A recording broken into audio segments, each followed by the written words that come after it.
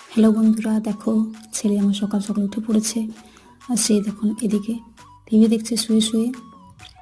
তারপর আমিও আমার ব্রাশ করে নিয়েছি। তারপর রাতের কিছু বাসন ছিল সেসব ধুয়ে নিয়েছি। তারপর এদিকে আমি চা বসিয়ে দিয়েছি।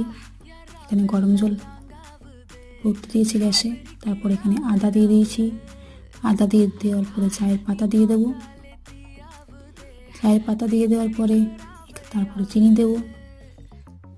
চিনি দিয়ে একটু ফুটবে।